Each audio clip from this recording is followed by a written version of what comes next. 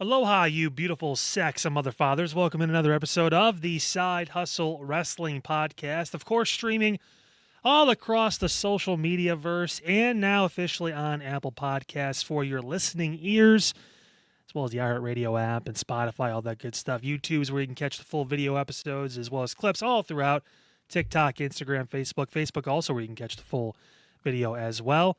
Make sure you go give us a like and subscribe on any of those sites, any of those platforms. I just recently followed the Apple Podcast version of the show. We sound really good on audio, by the way. Us being, of course, myself, Kyle Cornell, my co-host, as always, AA Anthony Alford with you. Episode number 6,425, because we've been doing this forever now, so it seems. But what's going on, buddy? Or episode 64. Yeah, I think that's more realistic. Or 5. Yeah. I think it's episode 64. 4 or 5. Yeah. Yeah, we're somewhere in there. We're right there. Wait till we get to 100. It's going to be like, is it going to be summer still, or is it going to be like fall, winter? I don't know. Might be. Yeah. I think it might be the fall. Might be Shit. near the end there. So I can't go streaking on that episode now. No. That's for episode 99. Oh, that was episode 69. That's coming up. That would be too obvious. That would be too obvious. That would be the most family-friendly show we ever done. Episode 69. Yeah. By the way, there hasn't been a better day to do a podcast and to be a podcast content creator than right now. All of your favorite superstars just cursing at you. Everyone's just letting you down. Like, everyone that you just looked up to are just like, F you, forget you. Like, he's never been a good friend. He's never done this, never done that. I can create a fake trade rumor. I can say all of a sudden, hey, this team's looking to bring on Dak Prescott. And then learn that none of that was true. Learn that you have bad sources. But hell, it's a podcast. I can just say screw it and say it anyway. I could say that Dave Meltzer works in the NFL and say that the Cleveland Browns might draft a edge rusher at number 2. They may trade up. They may trade down. They may draft a quarterback. They may pick up a quarterback. I think Dave Meltzer working in the NFL is probably more true than Dave Meltzer working in the professional wrestling industry, which is... I mean, they're both false, but I mean, whatever. If you say 20 different options, you're right at some point. It's all about quantity, not quality, folks. That's why we've done this 64 times. No, I'm kidding. That's right. Kyle already mentioned the stuff here already, how you can follow us, Side Hustle Wrestling Podcast. Ding, ding, ding, ding, ding, ding, ding, ding, me and you. With AA and Kyle on Facebook, at Side Hustle Podcast 216 on YouTube, and Instagram at Side Hustle Pod 216 on the TikTok. AA, where we call him as the medium-sized battery.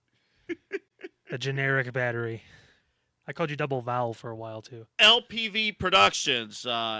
You can follow all the operations. That's Grandpa Pete, who celebrated 50 this past week. Happy birthday, Pete. Yeah. Happy How birthday. about that? He made it. Pete, did you get my tacos on Slack? I did. Oh, good. Hey, where's your staff? I thought you were going to part the Red Sea, Moses. God, you're fucking old. Only 50. Listen, I'm only getting to 57, so if I'm 50, my shit's almost over. Man. I've had multiple dreams about this. Oh, well, yeah, we don't want to talk about that. We don't like to disparage actual senior citizens on the show. So, yeah. Is it? Well, I think he's the first one, or will be the first one to receive, like, those type of benefits. Oh, he's already got AARP. I guarantee it. I guarantee it. He's the platinum member for AAA. He's the platinum member. The platinum walker member for AAA. They also bring, like, aided assistance for him to walk and get him out of his car when he comes out. Not an accident, just a flat tire. Just, hey. Man, you keep this got the tennis balls on it and everything. You keep this up. He will not set up your microphone during CVC season. No, I feel like somehow I'm going to manage okay. I feel like somehow it's going to be all right. We got a packed show for you today. You know what Jim would like? Our sweet moment of the week. Oh, because he's a horny bastard, that dude. I'll tell you what. I'm just going to be honest. In my opinion, Raw sucked this week. SmackDown sucked this week. We talked about this. AEW sucked this week. Yeah. Monday night we were like, we just might watch NXT and just pick something from that, and lo and fucking behold, actually, believe it or not, the story with Stephanie Vaquer right now Oh, I love the entire show. Best women's story, maybe. We thought that obviously Bianca had that going for a bit, but they've hit a little bit of a lull, and it's kind of repetitive now. She's stupid. Double champ, and she's being like dominant as a double champ, and it looks like she could keep that for a while. I mean, it's. And I kind of like too that, hey, I should be up next for the championship opportunity. I should be up next for the championship opportunity. Every woman back there wants a title. Like, that's why you're there. That's Every the whole woman wants a point. title. Yeah, see, they're just don't be complacent. I want to win championships. That's what I'm doing. But something else has been happening on NXT. It's been happening now for months. Our boy Booker T. Shockingly, we have not addressed this. He's a goofy guy. I think it's time to address this. Pete, do you have the clip? This is our sweet moment of the week, brought to you by our good friends at BA Sweeties. And I'm pretty sure nobody has had a greater time in their life than Booker T every Tuesday night, courtesy of WWE. Cheerleader for the fake kick, and it connected. Could determine who the champion is in the women's division at Stand and Deliver. Oh, wait a minute. Booker's not even let you get it. Right. What are we going to do here? Are we going to do it? Oh, yes, baby. Here we go. Ha, ha, ha, ha, ha, ha, ha, ha, ha, ha. Yeah. Holy shit! All right. Yeah. Oh, dude, like, Man, how is this allowed, how man? is that not being censored? But Netflix is a chance tells Cena to shut Do the you fuck up. understand this is on the CW? Like the local news is on after this. PG, but kind of like a teen drama. Like, what the fuck? I don't. Yeah. You know what? Wild. Listen. You know what Booker T reminds me of? You ever been in a class or in a work environment or just in a function, just period, where you're lucky enough to be surrounded by a ton of attractive women? Just lucky enough. And you just look to embrace it. Now, let me add on to this. Are you married and also all this stuff is going on? I'm married, but no. Booker T, you're married. Sharmel's in the background, probably she's like, How is Charmel allowed this? Like, oh yeah, man.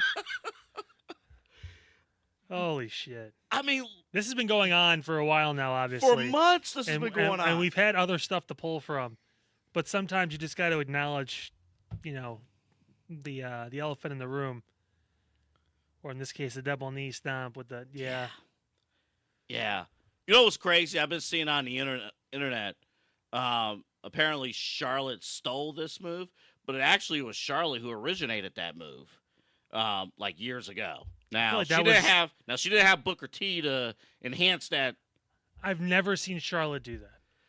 I've seen it before. I don't remember her doing like it years ever. ago, but she didn't make that move her own. Yeah. She also Booker T. she didn't set it up. She didn't do the whole thing. No, Yeah. no. Booker T. I'll just say this: Booker T. truly enjoys Stephanie's places. Yeah. He does. I like your wordplay there. That's coming, end of April? I think the first episode dropped today or yesterday. Oh, it's already out? Yeah, CM Punk's on the first show. Shit, that was hilarious. I watched the Triple H thing. He's like, if you would have went back, would have went back 10 years ago, we couldn't be the same kind of people. In this very ring. I do want to make one positive point, though, about the commentary team at NXT.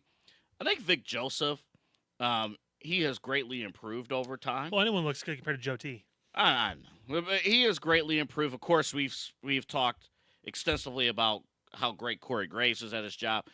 Vic Joseph does a great job as your ideal traffic cop.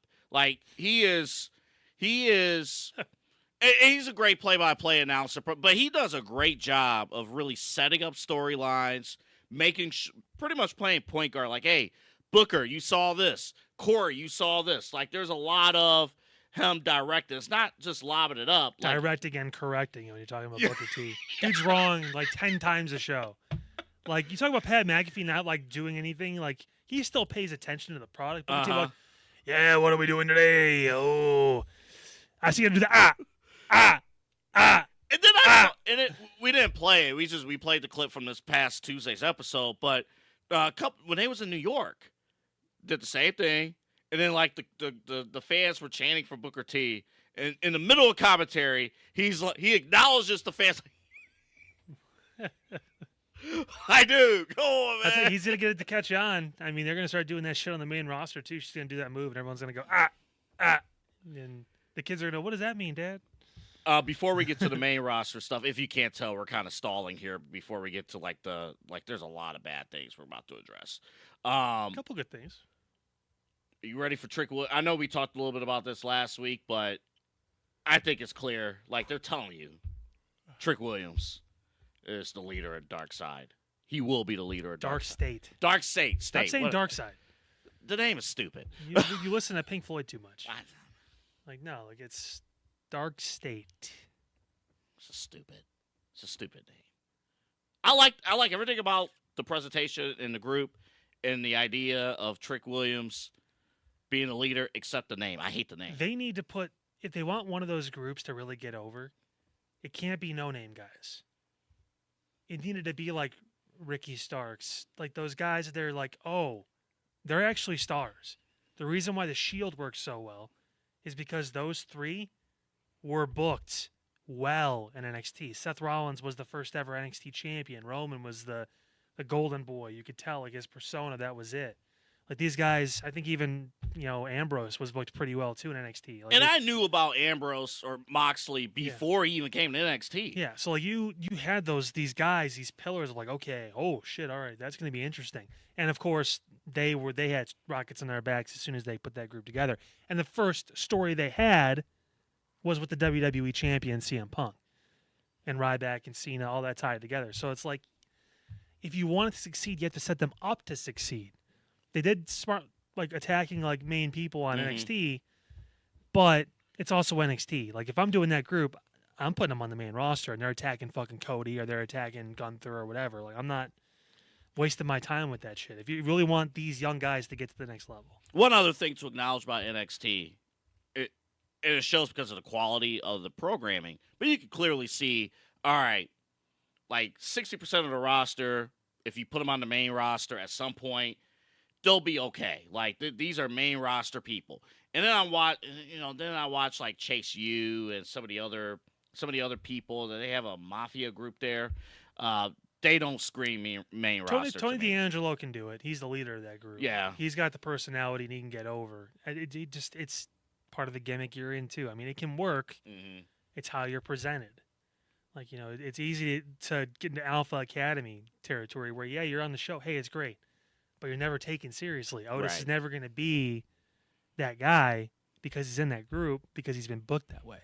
So, I mean, I know that hurts you a lot, but. Our sweet moment of the week, Booker T. Man, listen. Also, like you mentioned before, Stephanie has had that was a great show to put her over. I didn't even mind the finish either. I know they kind of booked into it. I know with the double champion, but at some point, and that women's division, man, oh my god, she's gonna fall apart.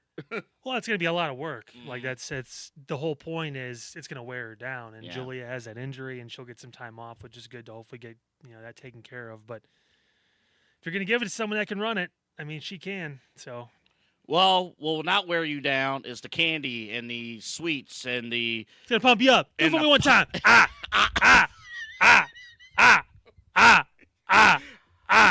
Yeah, man.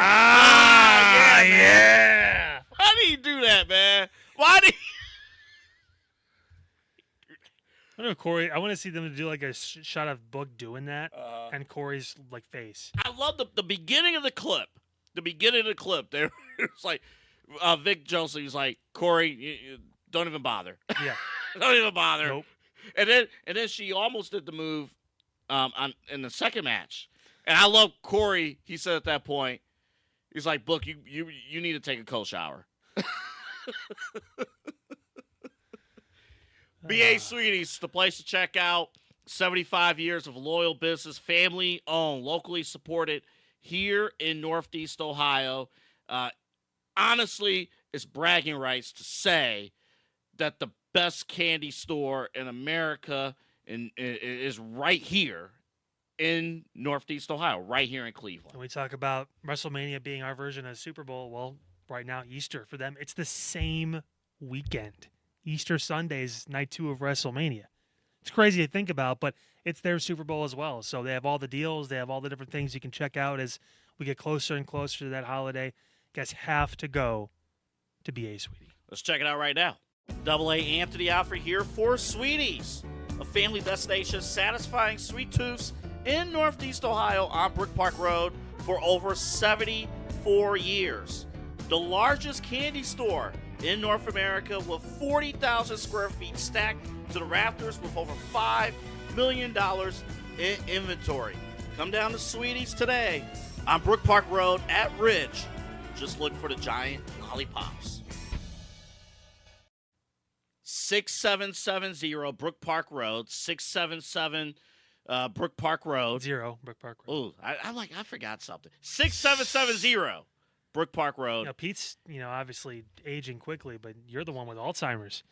It's wild. I'm the one with the silver fox on top of my head right That's right. now. You almost have more gray hair than Pete does. Man. Pete's like, you haven't seen my chest. No.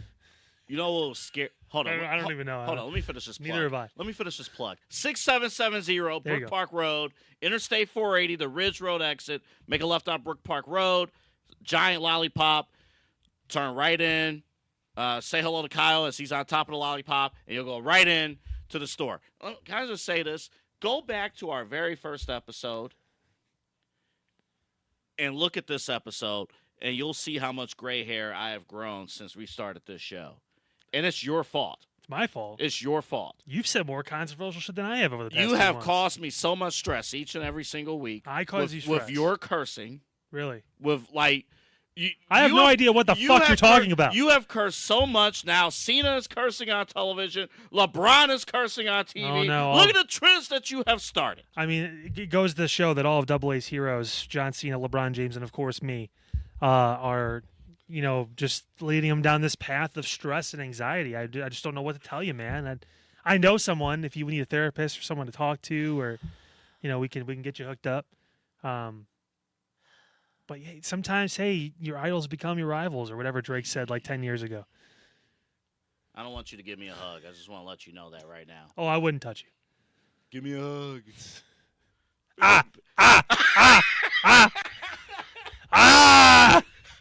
Yeah, man. People are like on the radio. Double A, do me a favor. Take a cold shower, right? People are like on the radio. Man, we need to play more Drake. I'm like, for what? For what? No, you have for to wait till the who? good stuff comes out. You gotta wait till the lawsuit. It's crazy. All bad. My favorite promo of the week was not bad.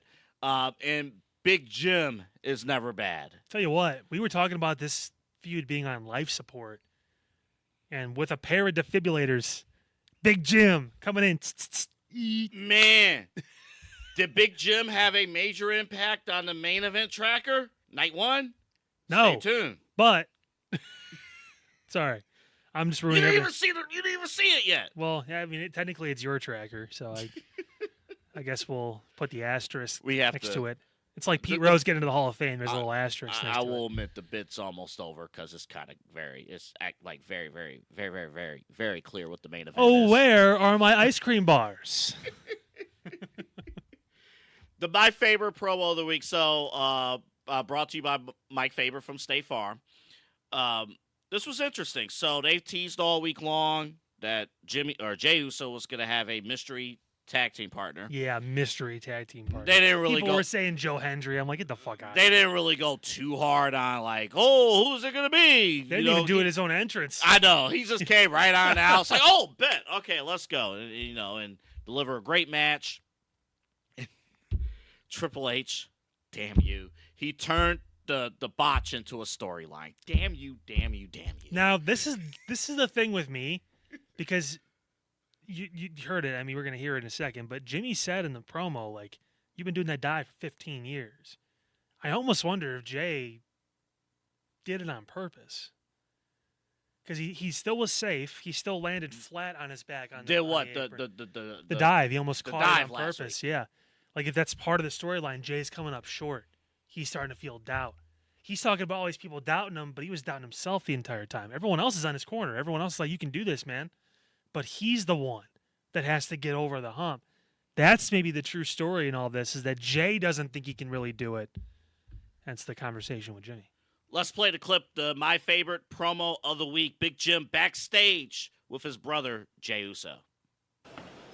What's up, Bruce? What's up with it? You know, for the last couple of weeks, man, I can see you've been all up in your head. I don't understand, bro. Last week, you been hitting that dive for 15 years, Uso. You became a damn joke. A meme, bro. What's with you? Tonight, the kill shot was right there. You out here slipping, messing up out there, Uso. You keep on continuing this, you will not win WrestleMania. I know. I know. I mean, they remind me every week. I ain't beat Gunther. I'm 3-0 versus Gunther. Whoopsie doopsie. You wanna know the truth is, Uso? What? Man, I don't know if I can beat him. You can't! Hey, hold up! You can't beat him. Not this Jay. Nah. The Jay I knew, the right-hand man, that's the one I need. The one that became the main event Jey Uso, that's the Uso I need. The one that won the Royal Rumble, that's the Uso I need. Do you got me?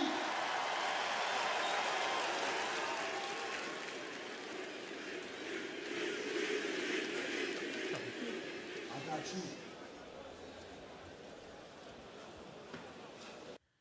All right, now we're going to play the second part in just a little bit, courtesy of WWE. First of all, I need Jimmy Uso to pump me up before work. Like, that kind of motivational speech. Honestly, It's like, you ain't the real Double A. This Double A right here don't get no tacos. He don't get no awards. This Double A right here, no. last 30 seconds was the best part. It was. But like, it's my point. The story is not even about just the match or, oh, he's still trying to beat Gunther. It's the self-doubt.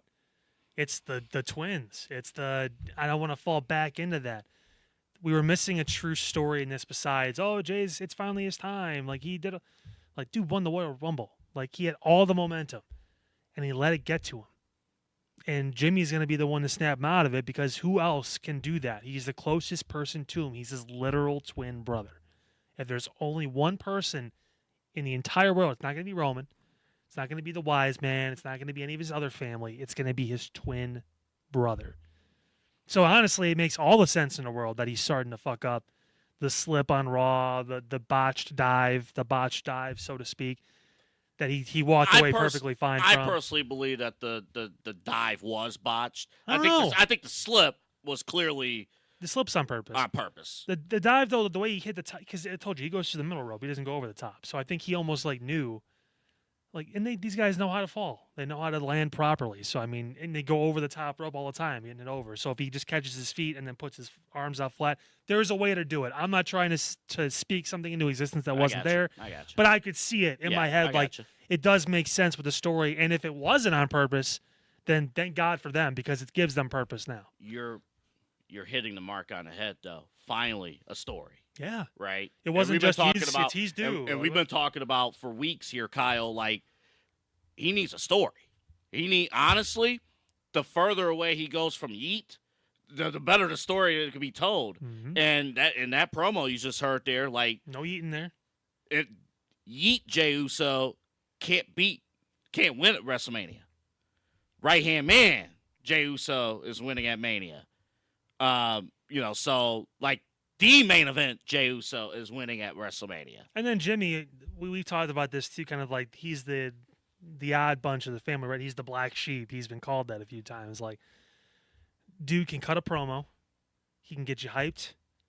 He doesn't sound winded when he does it too. He has that straight line thought. I think he's way better at cutting promos than Jay is. The work is similar because they do similar moves, but he has the ability to do this, where he gets everybody engaged when they give him time to. Mm-hmm. When he's given time, when he's off the injured reserve list, Hey, he's not somewhere in a jail on a DUI charge. Like, dude can knock this shit out of the park. And he also knocked someone else out of the park shortly after this. Part 2 of the My Favorite promo of the week.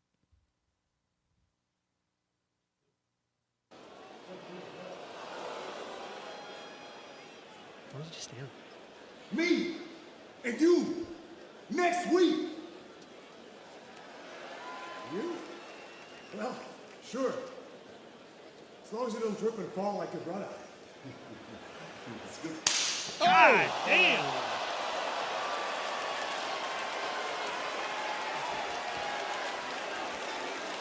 And I sure hope Jimmy knows what he is doing. Holy shit! Courtesy of WWE. Smack the shit out ya. You do know it's fake, right? The fuck that was? I'll tell you what though, Jimmy's about to get fucking killed though in that match. That dude's gonna hit him hard. Ooh, man. Oh boy. Man, we love Big Jim, but Big Jim about to be red, Robin. Big Jim, he about to have an extra stay in London after that God injury. damn. Oh man. Listen, slapped the holy hell out of that dude. if you want to talk about how can one night elevate a superstar, one night, and it doesn't need to be a match, it doesn't need to be one night. Big Jim proved his worth in WWE. I mean, fuck. Like, that's right there, that slap to me, worthy of a U.S. title shot. Honestly, I agree. The whole thing, honestly, the match itself was good, as you mentioned before. The promo to get Jey hyped and to get him back on track, and then stepping up to Gunther and smacking him out of his fucking loafers, which was, yeah, I mean, given the time, the proper time, this is what I'm talking about, and against a serious person, Gunther, the most serious fucking dude, he's the world champion.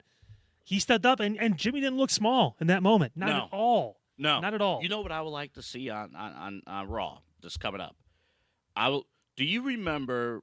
Do you remember? Yeah, man.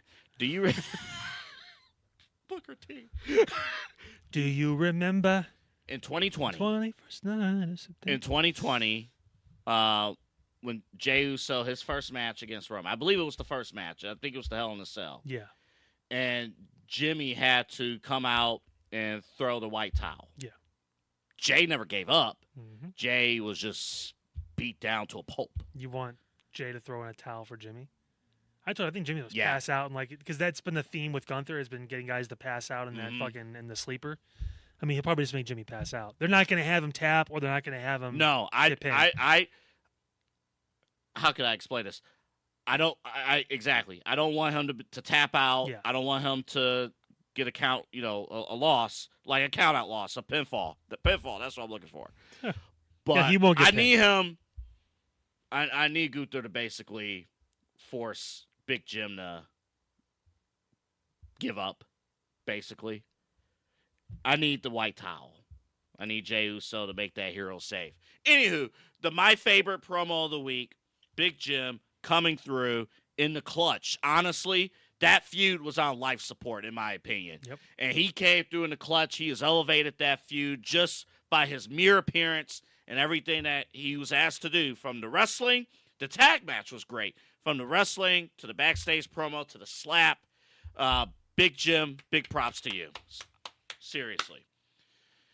Big props to this man. Mike Fabert from State Farm, which you can find in Cleveland Heights on the corner of Lee and Mayfield. I'll slap you with some truth. Give Slap it you to with him. some quotes. Bitch slap you with some life insurance, because sometimes you need to wake up. You don't know about it. Don't want to talk about it in the moment. You want to make sure you're ready. That's the whole point. Being ready. He don't get ready. He stay ready. And he helps you stay ready. Yeet. What should fans who might be watching you here in Cleveland for the first time, hey, they look you up on the website, on the app, they call you, what should they expect? Yeah, I mean, first off, between me and my team, you're going to get one of us. If you want to deal directly with the man, you're more than welcome to. I don't mind. I love working with customers because I look at it this way. I have a lot of good life experience financially. I said 12 years of banking. I've got now 2.5 years of insurance. I have a lot of money and just kind of life and financial stuff knowledge. So that's what I look to do, is to truly help people get from that point A to point B financially. It's not about just, saving money on auto insurance, sure, but if I can kind of turn that into a better discussion, really help people understand what actually insurance does, why it's important, because it's not a tangible. I joke when I leave that I lock the office door so no one steals all the insurance, but there's not just insurance laying around. So there's just it's kind of a mystery kind of component in people's lives that they think is a scam and all the different things you hear. It's not. It can feel like it sometimes. I'm not even going to say that it doesn't, but if you understand how it works and understand and have a person who you can go to help with those kind of situations, that's what we're here to do. That's what my team's here to do. That's what I'm here to do, and that's what I take a lot of pride and have a lot of passion in, obviously, as you can probably tell. So, well, I know you said the joke, hey, we locked the door so no one steals the insurance, but it's exactly right. MyFavoriteAgent.com, MyFavoriteAgent.com. YourFavoriteAgent.com. What? Agent.com. Quickly, count to 3. Say your favorite Asian person. I'm not doing that. 1, 2, 3. MyFavoriteAgent.com. What a cop-out. It's all right. I don't have a favorite agent. He only gets offensive when we talk about women. Don't worry. You sexist. 216-932-6900. Mike can help you out, not only with insurance, but he can solve your life problems too. Yeah, he can get you. If you have blind spots in your life that you need to address, Kyle, he can help you out. You need to get on the straight and narrow. He's not saying that because my sunglasses are abnormally big.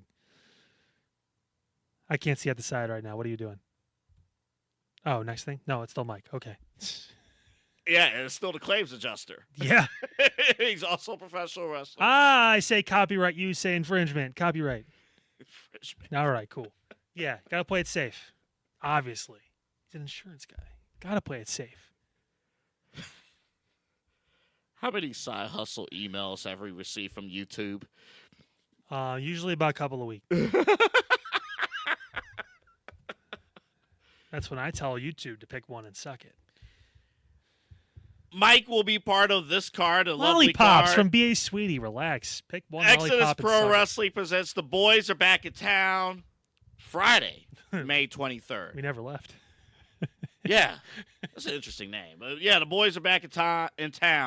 Todd. What are you, fucking Pat McAfee now? The boys are back in town. Sports! How do you spell that, Pat? Well, that's T-A-H-N. Town. Sports! That Pittsburgh vocabulary. Love to see it. Sold out. Sports! You illiterate bastard. Friday, May 23rd. Exodus Pro, their next show. No in one's. Cleveland, Ohio. Hey, listen, it's like a John Cena promo. No one's safe in here, all right? No one is safe. Nobody's safe. Not even Triple H. Yeah, my lord. Is Triple H's approval rating at its lowest? But I since gotta be taking honest. over creative? It's not looking very good right now. I can't lie to you. I wouldn't. I mean, I never do. Not a politician. Just a man. Just a guy. Just a good guy. Some of the best guys have ever said that I'm the best. Just ask them. Go ahead, do it. Ask them. They're here. In this very ring. In this very ring, we're gonna shave Vince McMahon's head. Do it again.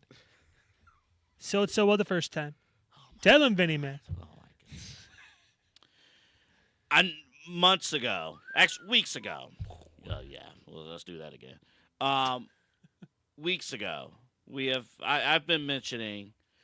I think the blind spot for Triple H in creative is how he is, the booking of the mid card. He's got an opportunity now with Jimmy. Big Jim. Strike while the iron's hot. I Big know. Jim, baby. LA Knight's kind of hanging out. I mean, But I mentioned it. You can have a bad show here and there, but it becomes a little bit of alarming if all your shows are bad. Like Raw was not good. SmackDown. We had a watch party for SmackDown this past Friday, with March Madness. I was happy. People were like, everybody- "Oh fuck, SmackDown's the third hour." People left. Yeah, I was happy that we had the party, but even by hour number 3, I was ready to Dude, yeah, you're getting fucking old. Like, I was like gone. what? Like, last year we would like hang out until like 2 a.m. and play shit, and like it's like 10:30. Like, oh fucking no. No, it was 10:05. It was 10:05. I was trying to be generous. No, it was 10:05, and they tried to make us care about the tag team. Tried, and then That was half hour. the Street Profits. That was a half-hour segment. They gave the Street Profits, for some stupid reason, new music. Of course, the people that's doing the music in WWE now stinks. I'm reenacting. It's just terrible, terrible. I remember back in the day, you used to be able to remember everyone's music, and now it's just. But anyway, my point. For example, the Rhea Ripley, Io Sky, Bianca Belair. The story right now, there's no depth. It's stupid. Adam Pearce, in storyline form, laid out what was going to happen to make it fair for everyone, and all they did, the women, were repeat the lines. Oh, so does this mean that I'm going to fight at WrestleMania? Does this mean I'm going to get the championship opportunity next week? Yes, they just said that. Poor to Pierce, like he doesn't. They present Nick Aldis as like a listen to figure. Even the guys that don't like him or they heel it up, Miz, whoever, like they still like listen. They still hear him.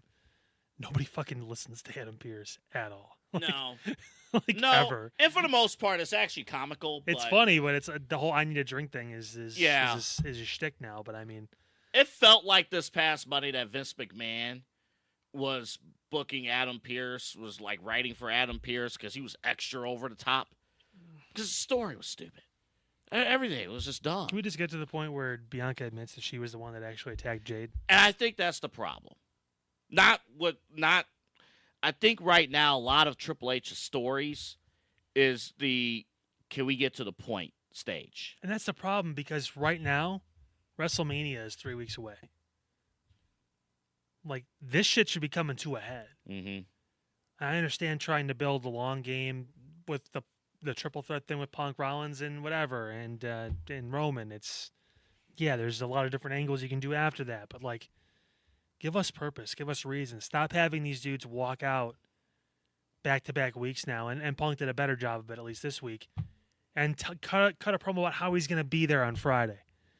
Like, you're wasting our time. Mm-hmm. It's not advancing the story anymore. At least this time he said it, and there's going to be some sort of something's going to happen there because Punk teased it. It wasn't just we're all going to be in the same spot. See you next week. It was no, we're all going to be at this contract signing, and I want to make sure that what I want is taken care of, and what I want you'll find out on Friday. Like, at least like he gave us a reason to fucking watch. Not we all just happen to be there. Like, at least that was different. Hey, here's but, the main event. Like, that was. But still, it's yeah. like fuck, man. I mean, like, damn, like it's a wasted Punk appearance in my opinion. It's just like they could have done more. Well, like, I think overseas tours, man, they're just hard to get everyone there at the same time. I know. Guess. I don't know. I think the problem too, either stories are moving too slow, or it almost feels like every show, Triple H feels like he has to deliver I applaud him for making an effort to deliver a marquee main event every week, but there doesn't need to be a title change at every show. There doesn't need to be something that's like, oh, that's great for one night, but ultimately derails the story. Like, for me right now, I would like to think, hey, we are going to finally get to Bianca turning on, being revealed as turning on Jade. Or we'd like to do this or that. But Jade still hasn't you even have talked to Bianca. So that women's feud, Io, Rhea, and Bianca. Right now, those are 3 baby faces in a triple threat. We assume. I don't fucking know. You listen to how they reacted to Bianca? They booed the shit out of her and fuck. They were in Italy, right? On Raw? Scotland, yeah, Glasgow. We're not at the point of the story where Bianca should be getting booed. I think they weren't really booing her. They were booing the story. Well, but because no one likes this. But my point, my point is, you had a slam dunk women's championship match with Rhea and Bianca. Slam dunk. But Io didn't have plans for WrestleMania, and they're trying to keep her over. They wanted to. He wanted to deliver the shock of Io winning the championship on a Netflix episode of Raw, where something major has to happen every single week. I do think that the whole point of Io being involved in the match is so one of those two don't get pinned. I do think that's the case. Like, I think they don't want Rhea or Bianca to lose, because I do think that eventually Bianca's going to get revealed, and Rhea's Rhea. Like, she's the biggest star in the company right now, besides John or Cody or whatever. Like, she's the one. So, like, they don't want either one of those girls taking a pin. So how can we make this? It may take away a little bit from the big marquee match of those two, but we can build more to that, as opposed to it being a 6-week build of the Elimination Chamber. Like, how can we get this to where someone can take the fall there? We can advance Jade and Bianca on the side, and probably Rhea ends up winning the championship back by pinning Io, finally beating Io, whatever. And then Bianca will be distracted from the Jade shit. Well, it's time to get to the point. Yeah. And they're gonna have the championship match on Monday, but it's time to get to the point. They haven't had Jade and Bianca talk to each other at all, which is crazy. I know. Like, why have they not spoken? They were tag champs twice. Yeah. They still have not on camera had a moment besides the stare at the top of the stage and Bianca walking away. And Jade's been on television.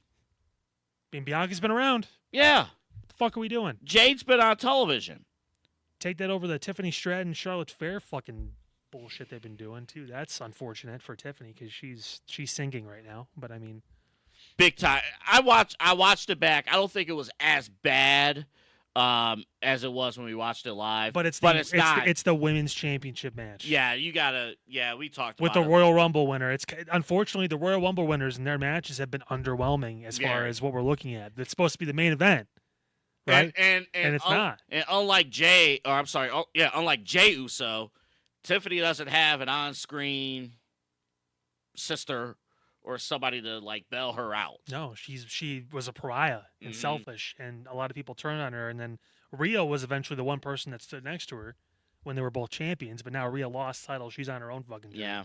So she's on her own. I don't know. We talked last week. I had Trish Stratus. Comes back. We talked last week. I had an elaborate thing about where the Judgment Day breakup could go. Yeah, you did. Which I thought was very creative. Oh, I'm sure you did. You didn't like it? Well, you're very humble. You didn't like it at all? No. Boy, we were wrong, weren't we? Well, again, we're not there yet, though. Fuck. We keep going back and forth. We keep going. We're not there. And now, because... Well, now Finn likes him again. I don't know. They're going to... It's going to be a fatal four-way. Four-way match because we don't have title. Enough multi-man matches. I mean, what does LA Knight do? Is that our ladder match for WrestleMania now? Is that what it's going to be? Well, probably. Good. Then put Jimmy in it and let Jimmy win. Who else is available on the roster that suddenly is going to be involved in a multi-man match? I don't know. We're going to get Logan Paul and AJ Styles, which is not bad. I don't mind that. Somehow Sheamus will be involved in the feud or something. I don't know. We're putting people in stories just cause. Yeah. Like that finish on Raw was a just cause finish. That was a just because finish. No definitive winner. I'm interested in the conclusion of the Judgment Day breakup. I have no interest in any of the characters of the Judgment Day other than Dominic Mysterio and Liv Morgan. No interest. Well, we know you. It's been well documented how much you hate Finn Balor. I have no interest right now in the Finn Balor character. None. And judging by the reaction, I think a lot of fans don't have much interest in this current Finn Balor character. We'll see. None. We'll see. I mean, he's the greatest NXT champion of all time. So I mean, he's a Triple H guy, so he's not going anywhere. That was back when I had all dark hair. Well, not long ago. I mean, that was 14 months ago. But the point is, long before then, I mean, back when Pete was a young man, that was when... Back when Pete was in his 40s. Fucking grandpa. Last week. Last week. Speaking of getting old while time's passing by, hey, has Jacob picked a college yet? Yes, no, maybe so. No?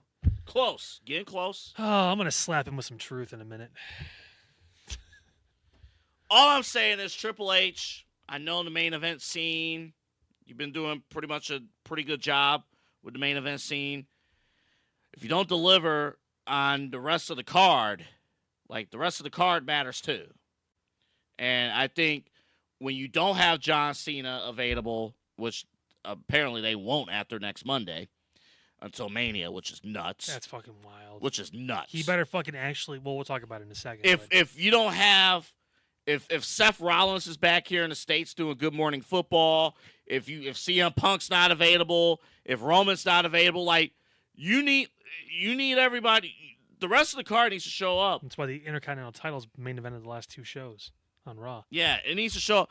I will add though, wrestlers need to show up too. Yeah. You talked about it with Tiffany. She needs to show up. Jey needs to show up. Take advantage of the opportunity you guys got. Because he's giving you a chance. Vince McMahon, man, listen, it would not surprise me if Vince McMahon would have put the title on Charlotte Flair right now. Like right now, before WrestleMania. Yeah. And kicked Tiffany out of the match. Or made it like He just Triple never H lose. Triple H is taking his punishment, but he's giving his young people an opportunity. He has to come through with storytelling, and also It's on them too. the wrestlers need to show up Yeah, too. I mean, you can only book it so far. You have to have the personality to get over. Like, I mean, it's tough. That's why there's so few that actually are in that guy's situation, in that guy's spot. Yeah, so let's talk about it. John Cena, week 2, we're calling this week 2 of his heel turn, the promo. But I'm asking this. Does the story make sense now? Yes. You say it does. I don't think it does, but I want to hear you out first. You're not thinking about it hard enough. This is one of your heroes, right? He's swearing, he's saying all these things. You've been paying attention? He doesn't follow me on Twitter. I can tell you who's been paying attention. That guy has. This entire 25-year career, he said it himself, was an experiment. Was an experiment to see how he could become the biggest possible star he could. And he's done that. He catered to everybody. He gave and he gave and he gave, and he's fucking tired of it. I think this lines up perfect. And one of the theories I've been saying too is, and what I've seen, is that he may take that WWE title and retire it. The Universal Championship is still technically an active title. Cody Rhodes holds it. It's the Undisputed Championship because it's combined. They'll have a new toy to trek out there. John can retire as The Rock's champion. I think at some point that's going to get all tied together. But again, it's slow. And I am not happy with the fact that he hasn't even addressed Cody yet. That's the one thing I think with John that upsets me. Everyone's like, "Oh, there's no reason why they work with There's no reason why I work with The Rock. Like, they don't have fucking decades of history, too, and all that shit, and the respect that they eventually got for each other, and John literally doing the same shit The Rock was doing back in the early 2000s, the mid-2000s. He's literally on the same damn path as Hollywood Rock. Like, he's doing the same fucking thing, and he's throwing in shit that Punk did. Money in the Bank CM Punk. I'm taking the title and going home. Summer of Punk. It's mental callbacks to all of his biggest moments. The spinner belt, that fucking line. He's throwing Easter eggs out there because this is what John Cena fucking does. The mental game is stupid. This guy is probably one of the smartest human beings on the planet. I don't know what his IQ is, but it's probably fucking at least in the 200s. Like, it's insane how smart this dude is. What was it, a Ricky Stadicki? I'm sorry, go ahead. Like 196. Yeah, probably. like fuck, dude. Like, it's big-brained. And fans that are complaining about it are just like not actually listening to what he's saying. Like, you have to listen. You have to like almost watch it multiple times because he's throwing all this shit in there that peppers in all of his entire career. All of it. Like, I'm not saying it was the best promo in the world. His promo 2 weeks ago was obviously better, but this gave a little more insight into what this whole thing is about. You're not going to get an answer in one line in one promo. Because you can't. This is John Cena turning heel. He was a good guy for 20-some years. It can't be just like, yeah, I got tired of your bullshit, so I decided to side with The Rock. Is that what you want to hear? Is that what you like? Is that what you want John to say? Or do you want him to actually fucking milk this shit and entertain you? Bottom line is you're talking about it. We're talking about it. Everyone's fucking still talking about it. Whether you hate it, whether you like it, whatever. That's the point. And honestly, on April 20th, on Easter, I mean, WWE Championship might get retired. Because this dude might be walking out with it. And he may not be coming back. Okay, so I'm going to be honest. Maybe the headline, I'm rethinking the headline. Because I think I do have a different perspective. Number one, I agree with the premise of the mission statement that he's setting out in terms of I will get Championship 17. You will no longer associate greatness with Ric Flair. It will be with John Cena. I will retire with the belt, which, by the way, I would not be surprised if a new spinner belt is released. It'll be great merchandise, by the way. And for the rest of the year, it's getting the championship off of John Cena, or else he's taking his ball and going home and calling it a day. That part I agree with. I also liked that he pinpointed a moment that where today's rejection stems from. That he pinpointed April of 2005. People hated that belt. That he pinpointed the belt and or the championship, and he's right. People hated that belt. He's right about the championship. Everyone now is like, "Oh, it's so great!" Like, no, everyone fucking hated it back then. Like, people were pissed.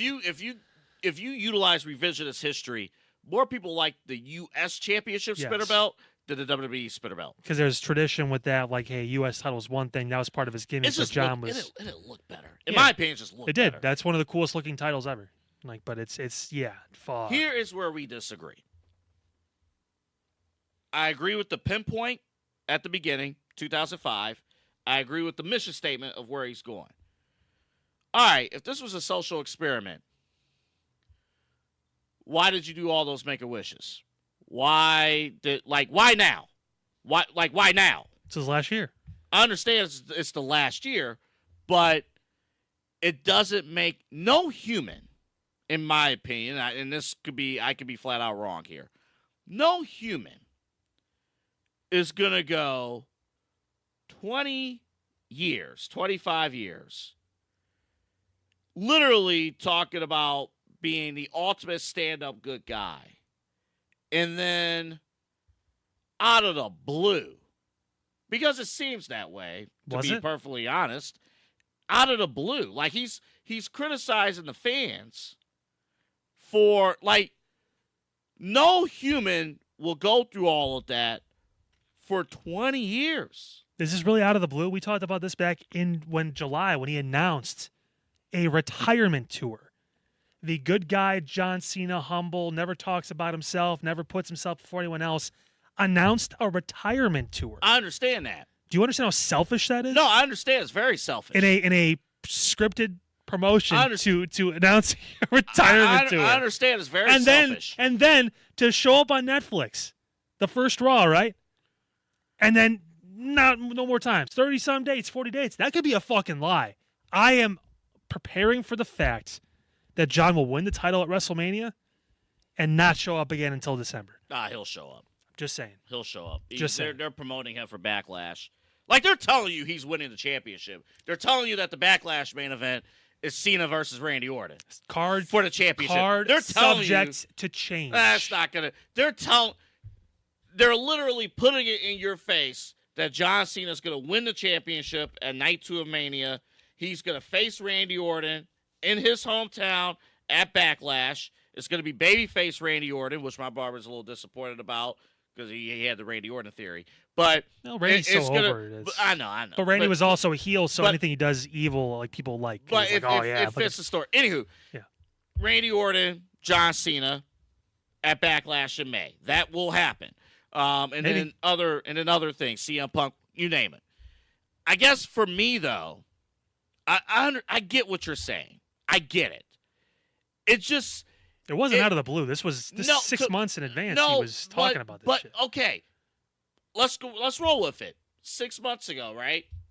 Not more than that now. Fuck. That still goes against his entire character all this time. You ever think maybe he got tired of it? He got tired of putting everyone else first he said it in his first promo, right? You all just took from me. You took. What do I get? What do I get? All the kids, what do they get? They get to see me. They get to be around me. I get to make their dream come true. Then why did you do it for 20 years? Social experiment. Why did you do it? He wanted to become the biggest star he possibly could because deep down, John Cena's always been a heel. He's always been a prick. He's always been self-centered. This is stuff that CM Punk was saying back in 2009, 10, all that shit, when he came out on Raw after fucking Elimination Chamber. I was right then and I'm right now. I can't wait to see both of you bald frauds down the line. It's all fucking there. He's been a heel the entire time, and he's played all of you. So let's spin this forward. Like a so spinner we belt. need. So now, Cena's last appearance is coming up on Monday, unless something changes. So to speak. His last appearance is this Monday. He needs to address Cody Rhodes. Hold up. That needs to be the thing. Pin that. Give me 30 seconds. I'll address that. Sure. So we need to know. I do think we need to know. All right, how did this all come together with The Rock? I think we need to know that. I think it's time. Do you think that The Rock, in an appearance before WrestleMania, could shed more light on that back when they're back in the States? Somebody needs to say something. I don't know if it's going to be Cena. I don't. Somebody needs to say something, or Cody needs to bring it. I don't mind if Cody brings it up and Cena gives a non-answer, but somebody needs to address. All right, how did this all come about? Where did this all come from? Or how did this all come about? Because there's no guarantee that Cena in the pro wrestling world would have won that chamber. What would have happened if he lost? What would have happened if Cody would have accepted the offer? Again, pro wrestling. That's why you almost wonder. I've seen a lot of things about Seth possibly joining the Cena. Would a third person help? There's rumors about Drew McIntyre. Would a third person help at least tie the story into what The Rock is trying to do right now? Maybe. And I think eventually my thought process with all of this is eventually you get down to War Games and it's Team Rock versus Team Triple H. Now, let me get back to your point about Cody. Yeah. I love the fact that he's not addressing Cody. Because, I'm going to use what you have said to support what's going on with this story in favor of why he's not addressing Cody. He does not see Cody Rhodes as an equal to him. In fact, look at the laundry list of people John Cena has beaten for the championship the other 16 times. You know the names. You can list the names. Almost all of them are either current Hall of Famers or future Hall of Famers. You know who Cena didn't beat? The most dominant champion of our generation, including his, after a 4-year title reign. Well, Roman Reigns. Yeah. Hold that thought. Let me get back to Cody. I mean, So, Cody. that's Cody's card, but I know. But win number 17, this is just another day at the office for John Cena. Cena doesn't need to address Cody Rhodes. Cody is in a position right now where he's trying to get Cena's attention. It's not working. what do we get? You get nothing, and I think that's the get whole point. nothing. I'm not gonna. You want me to go back and forth with Cody? You want me to cut a scathing promo going on to Cody Rhodes and his legacy, and you want me to do all this? I'm not gonna do it. Fuck So you. Cena's feuding right now with the fans. Yeah. He's gaslighting the fans. Yep. He's gaslighting all of us. He's not feuding with Cody Rhodes right now. Cody, in Cena's mind, if you take it from a perspective of a promoter, if you're Floyd Mayweather, when during his prime, he was fighting, or whomever. I'm the guy that just has the championship. You're just an opponent. Floyd Mayweather all that time has to do like a sales pitch. He's businessman Floyd Mayweather is promoting the fight, doing this, doing that. Technically, you don't have to be a promoter at all. You could bust the system. I personally believe that this Monday, Cody has to force Cena's hand and force him to use Roman's words, acknowledge him. Because so far he hasn't. And to this point, Cody Rhodes is just another name with Championship 17. Do you think maybe it starts instead with the past couple weeks has been Cena coming out first? Does Cody need to come out first and try and entice Cena to come out? Maybe. Because Cody's been reacting to what Cena said. Mm-hmm. Cena has given him nothing. Maybe it's time for Cody to flip the script a little bit. John was supposed to come out first, but I got a feeling I have some things I want to say before he does. Like, something like that. Just get him pissed off enough to want to come out and talk. If Cena's not showing up again in person until Mania. Do they have a pull apart now? I don't know. No. I don't think they should touch. No. You're not doing a pull apart. Yeah, I don't think they should. You're not doing a pull apart. You save them for the end of the show this time. Yeah. You save him for the end of the show this time. John's got to fly out to film a movie. He can't do that. Come on. He'll be in London. He'll make it. He'll be fine. Well, you save him for the end of the show, and the last image should be Cody kicking Cena in the nuts. That should be the final image. That's the only time they touch. It's a callback to the heel turn at Elimination Chamber. Why? Because finally, Cody will get Cena's attention. That's the only way. It will not be with words. Cody might cut the best promo of his life on Monday in front of Cena, but it won't matter. No kick in the dick.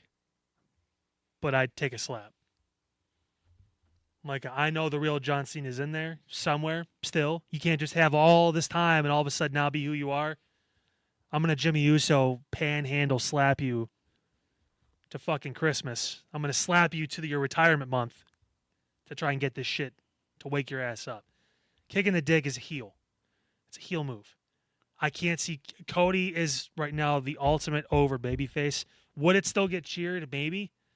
But a slap, be like, oh shit, he put hands on Cena now. But if I say kick in the dick because if Cena, because Cena can't sell it. He If- can't. well, if- he's in this upper stratosphere right now, and if he shows vulnerability at all, that could torpedo this pretty quick. I think. I don't think I think you need a singular image to give the fans hope that Cody can actually win. Yeah, this slap match. the shit out of him. I understand the slap. I kind of like. That's where Cena shows the vulnerability and comes back with like some anger and some fire, and you're like, oh, okay. He broke a little bit. He's not stone-faced Cena anymore. He's showing a little bit of emotion. That could be your shit. Instead of him on the ground, riling in pain. And we're supposed to believe this guy now can beat this fucking dude. Like, he just got kicked in the dick. Growling, rocked over, bent over. If he gets kicked in the dick, he's falling. Like, All right, we got to move here. We're not going to have time for much here, but we'll do our best here. Moxley coming up here. we could skip that. That's fine. Well, we do need to address it a little bit here because this is This is going to be one-sided because you we think he need does, to 'cause I we don't. need to address stupidity at its finest. You know, it's not stupid. These three wonderful people, companies, Let's go. units. Tom, do you know where everything is here in the store? No. Okay. In a general idea, I do, but I can't tell you how many times my office is on the floor of the store, Right. and my door is always open.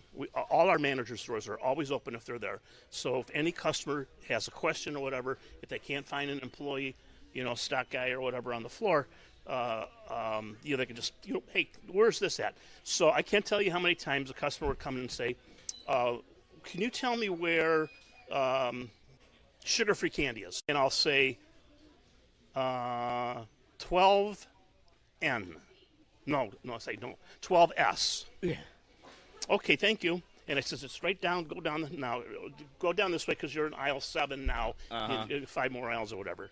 And then I'll think about it after they leave, and I'm like, oh, man, I told them the wrong aisle. It's aisle 13. What should fans who might be watching you here in Cleveland for the first time, hey, they look you up on the website, on the app, they call you, what should they expect? Yeah, I mean, first off, between me and my team, you're going to get one of us. If you want to deal directly with the man, you're more than welcome to. I don't mind. I love working with customers because I look at it this way. I have a lot of good life experience financially. I said 12 years of banking. I've got now 2.5 years of insurance. I have a lot of money and just kind of life and financial stuff knowledge. So that's what I look to do, is to truly help people get from that point A to point B financially. It's not about just, saving money on auto insurance, sure, but if I can kind of turn that into a better discussion, really help people understand what actually insurance does, why it's important, because it's not a tangible. I joke when I leave that I lock the office door so no one steals all the insurance, but there's not just insurance laying around. So there's just it's kind of a mystery kind of component in people's lives that they think is a scam and all the different things you hear. It's not. It can feel like it sometimes. I'm not even going to say that it doesn't, but if you understand how it works and understand and have a person who you can go to help with those kind of situations, that's what we're here to do. That's what my team's here to do. That's what I'm here to do, and that's what I take a lot of pride and have a lot of passion in, obviously, as you can probably tell. So, well, I know you said the joke, hey, we lock the door so no one steals the insurance, but it's exactly right. Small business owners are superheroes, but nowadays running your business means doing so inside your shop and on social media. That's why you should make Omega Video Marketing your sidekick. With a decade of content creation experience, I create dynamic, informative, and fun videos for your specific social needs that will increase brand awareness, get you more followers, and keep your social pages and websites current and fresh. I offer flexible pricing and turn times and will work with you to understand your brand and your story. All of that comes from the heart. My award-winning expertise is just the cherry on top. So let's get connected. After all, your brand is the alpha and my expertise is the omega. Omega Video Marketing, talking about doing better in the content creation field. And if you're a business owner, she's going to drive up your sales and drive up more exposure. So you saw it there in the commercial. You heard it on the commercial. For those listening on Apple Podcasts, and Spotify, and iHeart, she does a phenomenal job. Megan Gallagher, she's gonna up your game in the social media world. Hop in the Maya of upping your social media game. Yeah. Swerve to success with Megan. Megan RG440. I'm just full of catchphrases today. gmail.com. Megan RG440 at gmail.com. If you're a content creator, want to get more eyes exposed to your business, if you're a business decision maker, business owner, want to move up there. A lot of great local businesses here in Northeast Ohio, and Megan will help you out. Get you a survey, uses it with us. It's great. Again, Megan RG440 at gmail.com. You kept that fucking slide in there. You're did. trying to make that happen, huh? I did. Is it still up next, or are we talking about it now? We're talking about it right now. Up Okay. next is now. Real quick, Jon Moxley. It happened during our taping last week. Did you know he still won this match? Yeah. So this bat, Miss Stacy Spike something, whatever it's called. So you see it there It's called Spike, yeah. Yeah, for our audio listeners. It's not real spikes, by the way, if anyone's wondering. He used a spike. He used spikes and stuff. It's plastic. In a match, and then it cut into him, and it stuck there. Look, listen. Jon Moxley has heart. He drove 11 hours to this show last week. So I'm not saying Jon Moxley's not a good guy. And remember, when we break down wrestlers, we don't talk about them personally. None of these shots are personal. For the most part, unless you're affecting other people's lives, Tony Khan, we have to evaluate from the business side of things. And Jon Moxley, you did this on regular TBS cable. It didn't pop a rating. Oh, but it was streaming on Max. And you still won the match. So even from the totality of, a big move could take you out. In a year where we saw Randy Orton be put out off of a pile driver For 4 months. for 4 months, the fact that we saw this. But it's not the same show, Double A. Getting the skin picked off. And I think that's the problem. Because Tony has made several mistakes running AEW. But the people he's brought in, even the leaders, even the ones who's been in WWE, that has been in successful positions, they don't help with good ideas. No, that they're left to their own devices. This is the kind of shit they do. You could say he has heart. I think he has a physical heart. It's in there. It's beating, obviously, because he's walking around. But Jon Moxley should not be allowed to book his own shit. He should not be able to have creative ideas. He needs to be managed just kind of like Mercedes. He needs to be produced because he'll do shit like this. It's stupid. It did nothing for the story. It was awful. And the crowd hated it too. So all 200 of them that were in attendance fucking hated it too. You know, I heard something. We don't have the clip, but I heard something on Busted Open on Sirius XM from one of their hosts. It wasn't LaGreca. It was like Jonathan Hood, I believe, who overall was making a case that Jon Moxley should be in the Hall of Fame. The Hall of Fame stuff is so laxed in pro wrestling. Yeah. Sure. I think every member of the Shield will be a two-time Hall of Famer. No. In the sense of Roman and Seth Yes. will be in individually in WWE. Yes. I think all three will be in as members of the Shield. Yes. And I think Moxley will make it AEW Hall of Fame someday. If they ever make one. I hope they fucking don't. I think they have with Sting. Are you fucking serious? I think Sting's their first. I think Sting. I think they have. Fucking But God. whatever. Hall of Fames in pro wrestling are very, very, very, very, very lax. I think you can shoot a porno and make the Hall of Fame in pro wrestling. With that being said, Don't talk about Saraya like that. with that being said, yeah, man. Sorry, okay. Wrong wrestler. No, that's the right wrestler. He We should have been referencing Xavier Woods. Anywhu, Get a rated R like your boy. I think the problem though, he said though his reasoning is because he's willing to basically open himself up and take risk that other wrestlers don't take. No, congratulations. You're the worst drawing AEW champion of all time. You also happen to be the most times. You've won 4 of them. So you have that fucking on your conscience now too, dude. It's the most lackluster reigns besides maybe the first one.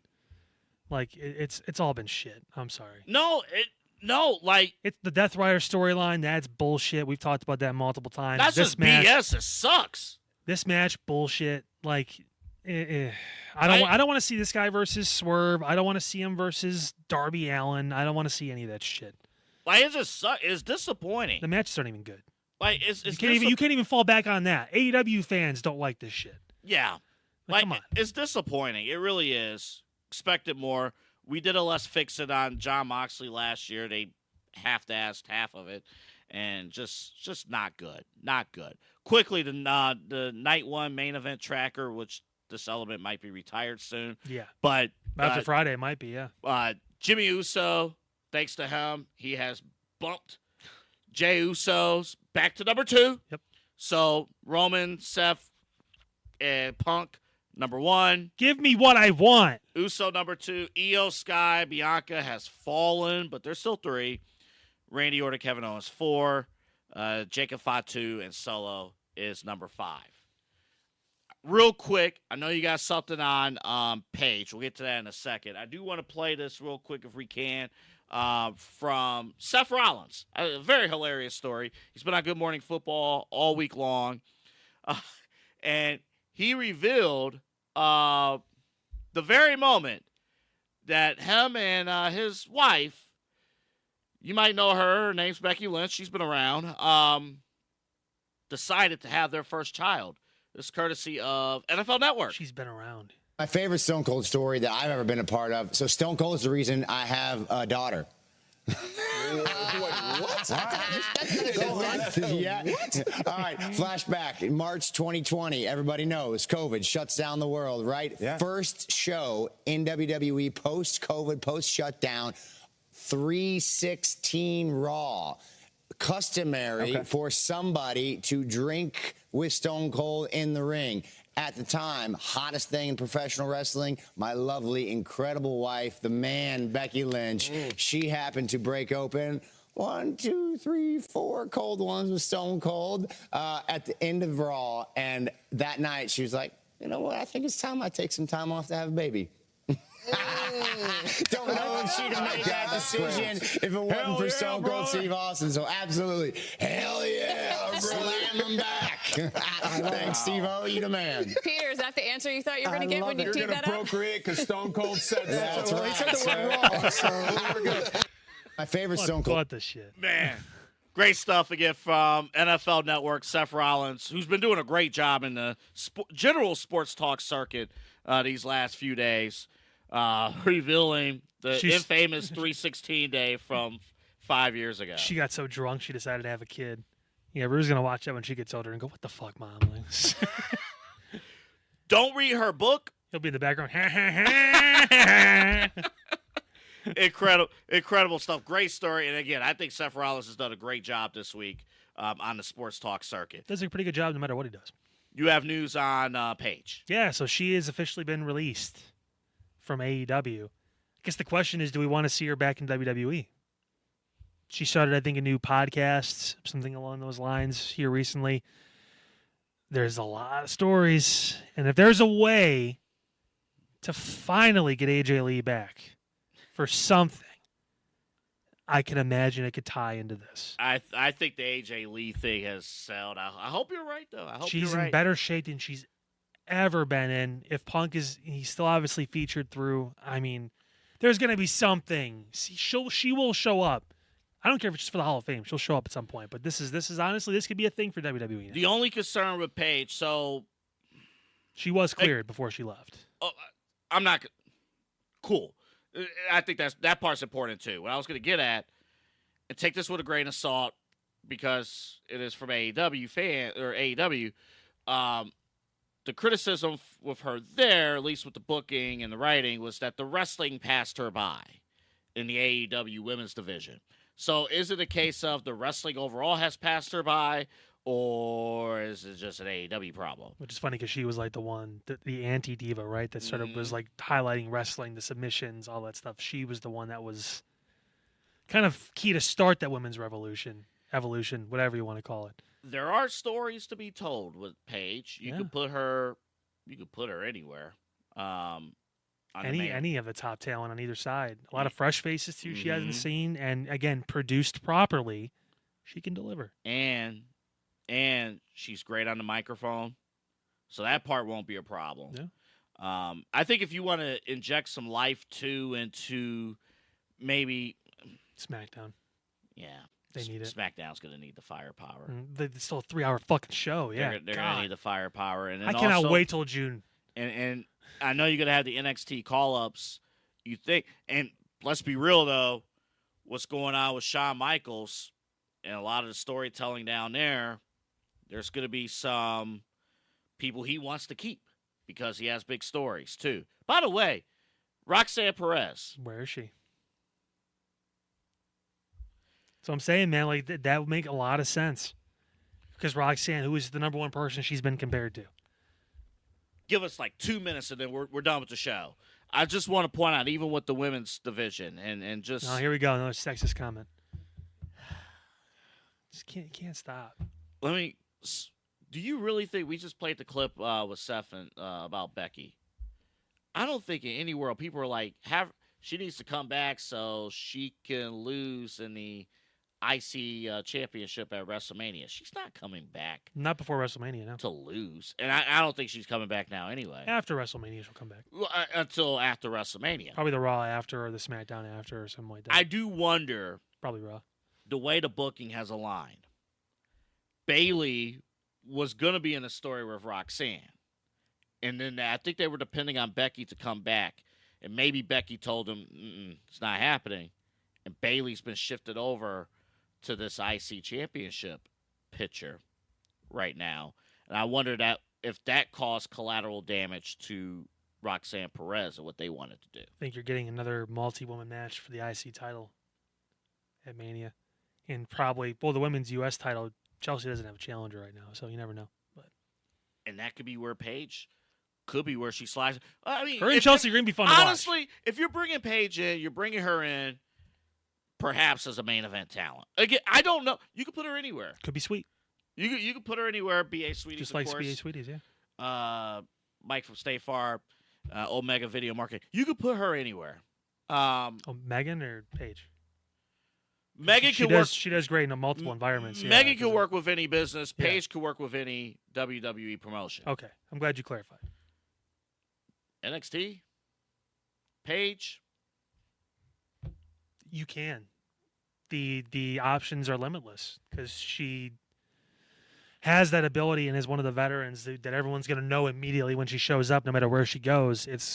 She can have that aura. It depends who's down there too.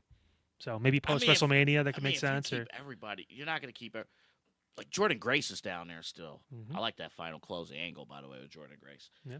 Oh man, we can keep going. We got to go. Voice of the Land. They got a ton of stuff to cover. We got to update that. All right, we're done. We'll see you guys next time. Bye bye. Jesus Christ! Stop hating women so much. Stop hitting the slides.